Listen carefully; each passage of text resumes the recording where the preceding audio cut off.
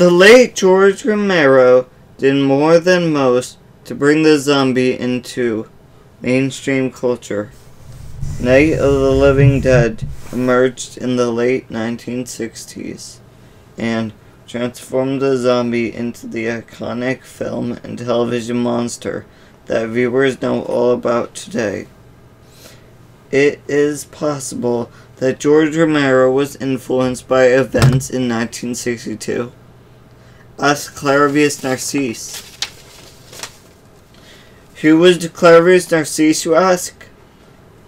On April 30th, 1962, a man by the name of Clairvius Narcisse checked into the Albert Schweitzer Hospital in Haiti.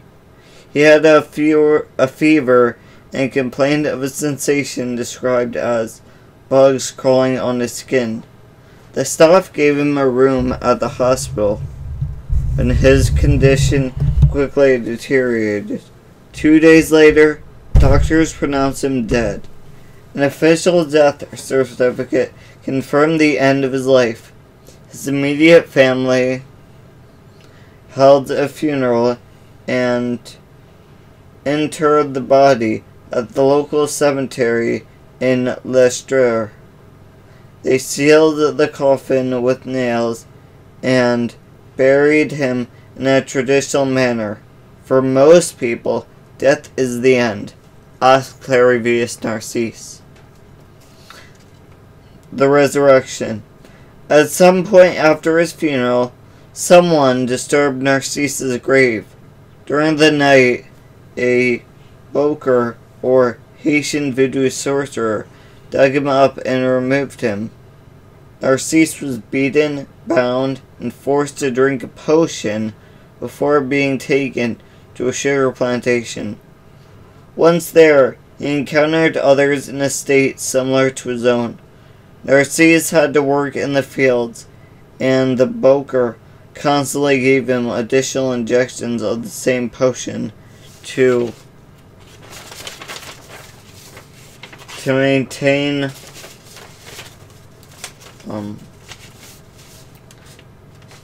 maintain plantation until the boker that recruited him died. Even though he was now nothing more than a lifeless husk, Narcisse took his chance to wander off unseen. 18 years afterward, Narcisse returned to his home village where he sought out his sister.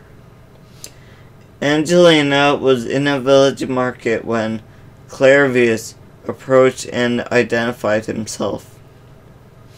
As proof of his claim that he was her brother, he added a childhood nickname that only the two of them were aware of.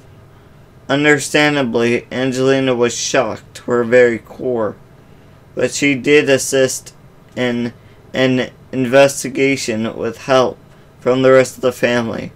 This investigation showed that Narcisse was who he appeared to be. He really was Angelina's brother. Narcisse could fully recall the doctors declaring him dead and being buried alive. He also claimed to be conscious when the boker dug him up shortly afterward. The memory of his 2 years as a slave still haunted him, and he remembered working the plantation every waking moment, from dawn to dusk. This very long day was only interrupted once for a quick meal break.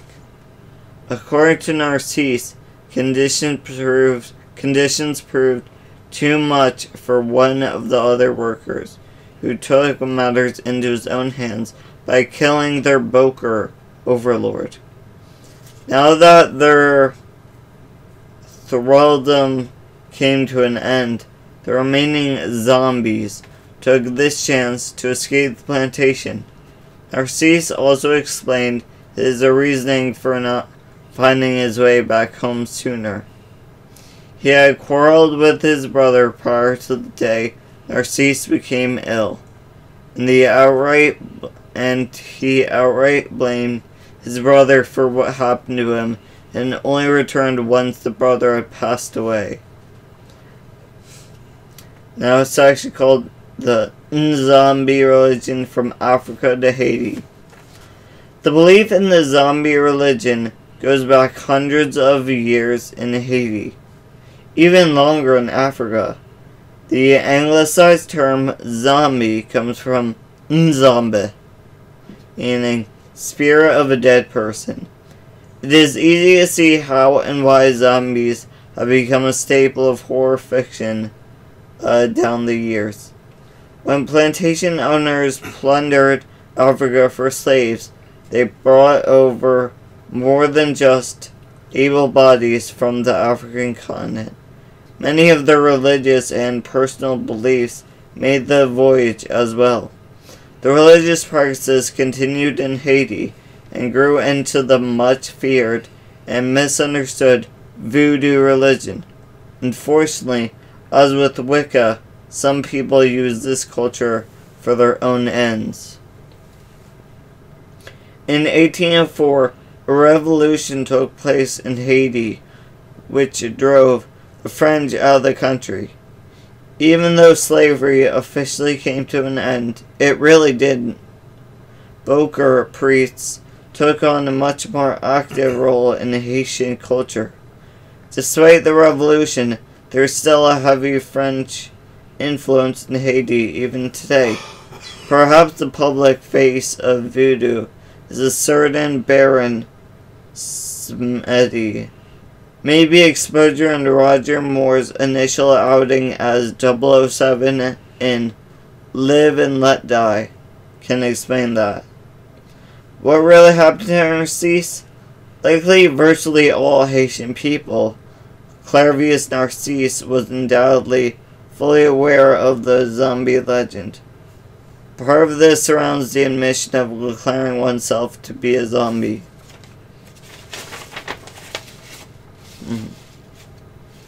So that's the story of Clairvius Narcisse, you guys. I don't know if it's true or not, but